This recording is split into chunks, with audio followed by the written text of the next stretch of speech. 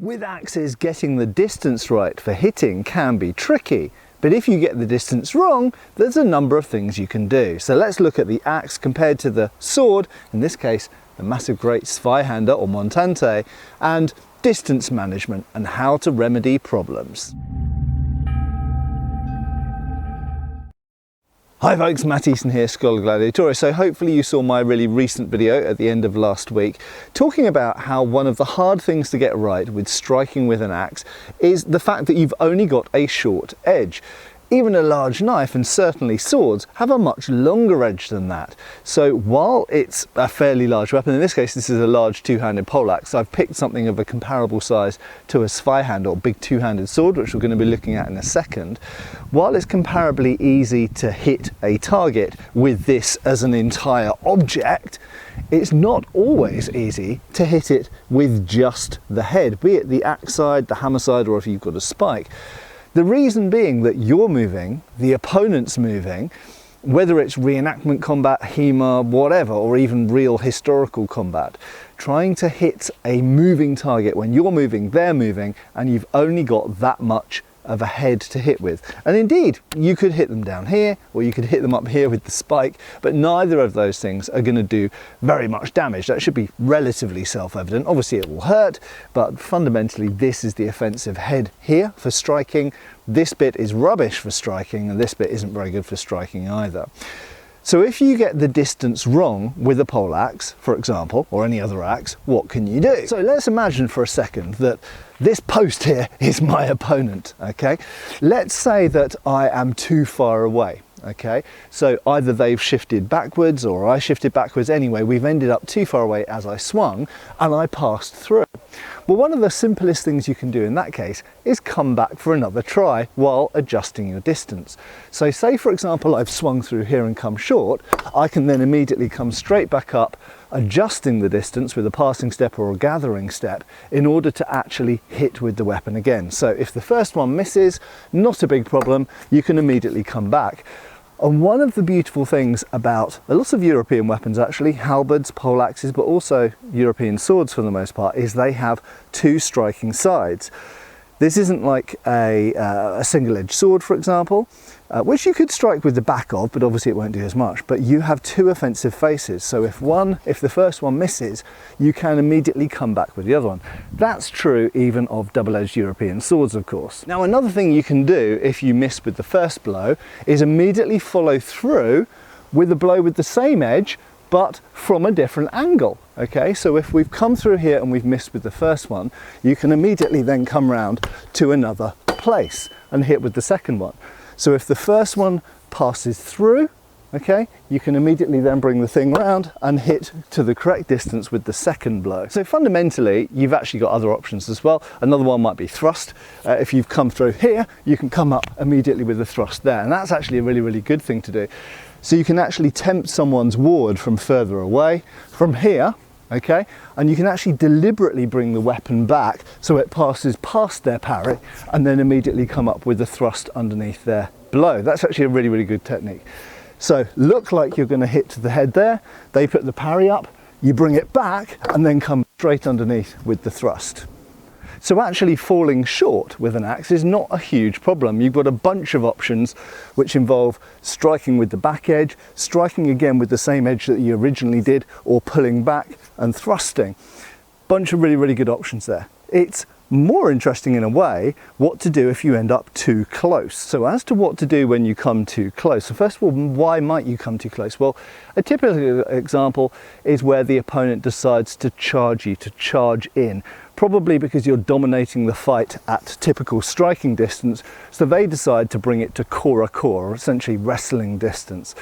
Now, what you do next is dictated partly by how close is too close. Okay, so let's start with the minimum of the two closes. So if we've gone to strike, but they've closed in, or I got the distance judgment wrong, and I've hit with this part here, okay? Now this is a particularly interesting one, because if I strike up here, it's still going to have quite a lot of percussive force. It's essentially like being hit with a mace. Might not be being hit by the axe, but it's still going to have a fair amount of force. But you have got a couple of options from there. So If we strike too close and we come underneath the axe head, one of the first things we can do is pull back and simply strike again while adjusting our distance. So the first strike comes in, has some effect, but not as much effect as you like. You back off and then strike with the axe head as you would desire. Okay, you could even back off even more, having struck too close there, if you pull back here, and that will be thrusting distance. Okay, so you've got a bunch of options which involve essentially striking again. But you may have noticed something interesting happens here. If I've struck too close, so my axe head is beyond the target, might be behind their head, behind their arm, something like this, over their pauldron. So I've struck with this part. One thing I can now do is deploy the hook, okay? And that is a really useful technique. Not just for the hook, but for the opportunities it creates. If I have struck in such a way here that I can now pull the person towards me, not only does that open up opportunities for grappling, but potentially if it was around their arm or around their weapon even, and I have seen this happen, around the person's weapon and pull towards, you might find that your weapon frees itself. If you pull here and let's say the person falls down or the weapon frees itself, at that point you're now welcome to thrust or to hit with your head again. So actually in many ways, if you end up too close or you strike too close and you're only just below the head, you've almost got as many options as you have as when you've actually struck with the head, okay? You can strike again, you can hook, there's a bunch of other things you can do, but you're essentially still at a good fighting distance. Now, more problematic, or rather how we have to shift our brain to fighting in a different way, is when you end up incredibly close like this. And this is something which is covered in the manuals or treatises for the use of the poleaxe. So if you end up at this distance, either because you got too close or they got too close or it just happened, if you're fighting in a melee, it could have even happened because people behind each of you pushed you towards each other. It could be in a massed melee where inevitably you're going to end up this close anyway. You've got a bunch of options. So we're going to start at the one which still uses this part of the head in a poleaxe-ish way. Okay, so one of the things you can do is from here, covering yourself, spring back and strike with the head anyway, okay? Or indeed, if you come back far enough, with the point. Now, to do that, what you'll often find is sliding the hand is useful, okay? And in fact, again in the treatises, this is described, actually sliding your hand quite far up. Now, this is where these hand guards look really cool and seem like a great design, but I personally don't like them. I prefer not to have a hand guard there. The reason being that if my hands are normally here, it's easier to slide my hand all the way up if that isn't there. So if we just imagine for a second that that's not there, if I've ended up this close to the opponent, if I can slide my hand straight up here, there is another version of the technique where actually you put the top of the axe in there. Okay, so we're using this junction, or the cross, as Le Jeu de la Hache calls it. This is a cross, crucifix here. Okay, so we're putting this or this side, could be either side. Having come in here, you slide the axe back, you plant the cross into some part of the opponent. It could be the front of their helmet, or their gorget, or their armpit, even front of the pauldron, and you push them away. Having pushed them away, you then are now in distance to give them a strike back from whatever angle you want to do, or indeed a thrust. Now, as an alternative to that, or in conjunction with that, you can use the middle, okay? This is sometimes known as the demi-hache, the middle of the axe.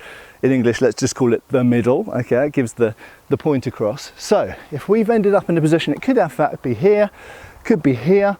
If the person's too close to you and you want to buy distance to strike, rather than you moving backwards, what you can do is you can shove them away, okay? And that can have quite a lot of force to it, as you saw there. That's fairly heavy wood, but if you push someone away, two things can happen. One, they might fall over, or go into the barriers, and if you're fighting in sport combat in the 15th century, forcing them into the barriers was seen as a good thing, and you'd get kind of brownie points for that. But moreover, if I just bring that back up again, if we push the person away with the middle of the axe, you buy yourself enough distance to then hit them with the head, okay? So if you're in here and you want to strike them, either with the axe or the point, pushing them away and then thrusting them or hitting them with the axe becomes practical again at that distance. Now, another part of your axe that you can use is known as the queue, which is the tail. Okay, so we'll call this the middle, that's the cross, that's the dag, this is the queue or tail, and the tail often has an offensive end, a spiky bit at the end, sometimes just an iron ferrule, sometimes it's not got anything, but you can still strike with it regardless. And that has obviously a percussive effect. If it's a spike, it might have a penetrative effect, but it also has a pushing away effect. So if we end up at this distance really, really close, and here almost wrestling distance, one option is to strike with the head from the with the tail, sorry, from the side. So if we're here, we can strike with the tail. Now, particularly done someone's helmet or the side of someone's head, that can confuse them slightly, can give a little bit of a blow. It's not nice being smacked in the side of a helmet, even with the helmet. It's not going to injure them, but it will buy you time, and it might buy you distance, because from here, if you strike them away, bam, you can then hit them with the other end with the axe head. And you can combine these last two things as well. So if you end up here crossed, let's just move this a bit further forward. If you end up crossed in the middle there, you can push someone away, then hit them with the tail, then hit them with the head. So all of these parts can be used in conjunction: middle, tail, head. And they often rotate between those three things in order to create space, to create an opening to strike with the head. And this is especially seen in le jeu de la hache, particularly where you start often with the queue forward. You create an opening with the back end, which they defend against, which you then exploit with the head end. So you've got a whole bunch, a plethora no less, of possibilities with the poleaxe. You've got those three regions of the axe: the tail, the middle, the top part. You've of course got the axe and the hammer or spike. You've got the dag, the point at the top, which is one of your most important weapons, in fact, particularly for stabbing into armpits and things like that, if you're actually fighting in mortal combat with this. And a lot of those things are used to create opportunities for the other parts, and it can go the other way around as well. So for example, if I miss the blow with the axe head here, I can pull forward to create an opening for the thrust, or I can pull forward to create an opening for the thrust with the back end. So these three things are used in conjunction. It's an incredibly versatile and powerful weapon, but you will notice that the shaft itself is really only used for pushing away and creating opportunities to thrust with the top or strike with the axe, or possibly sometimes to thrust with the back end. So the shaft on one hand is disadvantageous because it's a blunt stick, but on another hand it's actually advantageous because I can grip any part of it. It's essentially a great big handle, and I can easily slip between striking far away or striking with the back end or striking close, because any part of this axe can be switched around and gripped at any time, which you can do a bit with the sword, but not so much. But the sword has some other advantages. So to illustrate this, the sword I've picked is this big old zweihander, or spadone, or montante, depending which language you want to use, or just call it a two-handed sword. And you will notice this from the wall in my garage, the doors in my garage, which is in the background of many of my videos, but here it is out in the wild, as it were. Now, poleaxes generally strike with more force because they've got their weight at the hitting end than something like a two-handed sword like this does. But this has other advantages, and we're going to look at a few of those here. This isn't going to be an exhaustive list, but it will give you a few of the primary ones for this particular scenario of where you get the distance wrong. So primary advantage is you've got a grip at the back, and you've got a big old handguard and a long blade.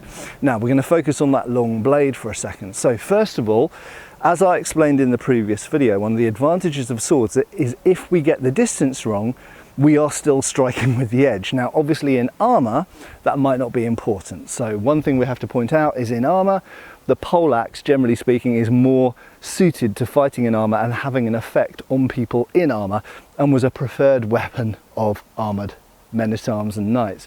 The montante or spadone was predominantly historically used by people in half armor or no armor. Okay, Highlanders used large two-handed swords, claymores, in no armor for the most part, and people like the Landsknechts usually wore half armor. Okay, sometimes even just mail shirts and a helmet. So this is primarily a weapon that's of more use against, for example, the Ottomans, being used by Venetian galley soldiers rather than a knight. okay, because by and large this isn't a great weapon against someone in armour, because it's got a long, relatively flexible blade, not a very stiff acute point. It's not great for half swording, it's a bit too long for that, but we're going to get to that in a second. So most important point to make is that by and large you can strike far away, you can strike medium, you can strike close, and all of those things are with the edge, because you have a huge great edge. Not the case with an axe, which has a short edge. Okay, so generally speaking, if we get the distance wrong, if I'm a bit too far away, it's still going to have a good effect on the target. If we end up too close and I end up striking here, it's still going to have a good effect on the target, because I'm still hitting with a cutting edge. Okay. Right, so what to do when you get close? Well, actually, a lot of the options are physically very similar to the poleaxe, okay? So if I end up close here, like this, then I can do a lot of the same things with the poleaxe, okay, except hooking. Now, that is one of the great advantages of axes, is they can hook, or warhammers, or anything with a lateral extension, which obviously this doesn't really have. However, if I'm too close and I pull this way, it's going to be a draw cut, okay? So if I'm here and I pull the blade back, it might have a draw cutting effect on non-armoured targets, and I would even go as far as to say as on lightly clothed targets, okay? So a lot is made of draw cuts and push cuts, and really the only effect that they're going to have is on thin clothing, minimum layers of clothing, or just flesh, okay? Equally, if I'm here, I can push cut, okay? So you've got push or pull, and those things of course can be combined with, if we end up too close, a pull cut while we back off from distance, quickly followed with a cut from another angle, okay? Or for example here, and maybe a zweihander. So you've got all sorts of different options in order to fill in the pothole there, in order to buy yourself distance that exploit the fact that you've got a long edge. But in addition to that, you can do a lot of the similar things you can do with the poleaxe. So if we do end up crossed in the middle here, you can push away with the edge like that, okay? Or indeed, you can of course use the hilt to pommel or to smack the guard into. And the guard can be used either forwards or from the side. And this is quite an interesting thing, because if you end up very, very close to an opponent here, actually particularly into the face or even into the ribs, with the actual point of the cross guard, is quite a nasty and offensive thing. But even if you don't want to try and hit with the point there, you can of course slide the blade in and hit with any part of this hilt, the side rings, or the lugs there, or the quillons. And of course you can combine any of these things. So if I've struck here and the person's moving in, I can ram that part of the blade, or the base of the blade, into their face. I possibly even the cross guard. I can put the pommel in, and then as we're coming back out, we can bring the edge around to bear again as well. And also, let's not forget half swording. It's not something you do an awful lot with large two-handed swords, but a little bit. So if we end up too close here, you can of course bring the weapon back and switch to half sword and use that at closer range. And then you get a longer reach with your pommel end as well. Your cross guard and your guard becomes easier to use, and you've essentially got a weapon which becomes more similar to the poleaxe in application. So half swording kind of makes it like a poleaxe. So much so, in fact, that many of you will know about the use of this end of the weapon to strike with. So if we come here and we've ended up too close, you can get out of there into half swording, bam, buy yourself some distance, switch round to a grip here and strike with the back end of the weapon. However, I have to say that while half swording is a great tactical option if you are using a sword, this is never as secure to hold on to, and you can't apply as much leverage to it as if you were holding a stiff wooden shaft like on the poleaxe or any other pole weapon. Quite obviously, or hopefully obviously, the long wooden stiff shaft of a polearm, be it a poleaxe, a halberd, a bill, a partisan, is easier and more effective at swinging around than trying to hold a floppy old blade which has got sharp edges. So while you can do it, it's never quite as secure and certainly never quite as stiff and convenient as holding an actual polearm shaft. So to conclude, a lot of the things you can do if you come too close, or indeed too far away. Same thing if I came too far away with the sword here, you'd immediately change distance slightly and move with a cut from the other side, or pass through and cut with the back edge, or pass through and follow up with a thrust, are very, very similar between a poleaxe or a halberd and a large two-handed sword. However, when you come too close, some of the techniques are similar in terms of you might want to, for example, if you come too close here, you might push away with the middle in the same way you can do with the poleaxe. You might strike with the back end in the same way you can with the poleaxe. However, it works slightly differently because you're gripping a blade instead of a wooden shaft. But to come back to the beginning, the real advantage of the sword is that the distance, whether you're far away or medium or close, are all striking with the long edge, which you don't have on something like a halberd or a poleaxe, which only has a short edge. And certainly on an unarmoured target, a strike with a sharp edge is usually more important, or more effective, should we say, than striking with the wooden shaft of a short bladed weapon like an axe. But just to pull it back again and make another very important caveat, things like halberds and poleaxes are, generally speaking, more effective against armoured opponents than striking with the edges of a sword, which can never cut through armour, whereas a poleaxe or a top heavy weapon still hopefully has some sort of effect on a person in armour. At least there's more momentum involved than with the sword. I hope that has been thought-provoking. Get posting below if you disagree with anything I've said or want to ask more questions about this topic. I have been Matt Easton and I will continue to be. Thanks a lot for watching the video. I hope I see you back on the channel really soon. Cheers, folks. Thanks for watching. We've got extra videos on Patreon. Please give our Facebook a like and subscribe if you haven't already. Cheers, folks.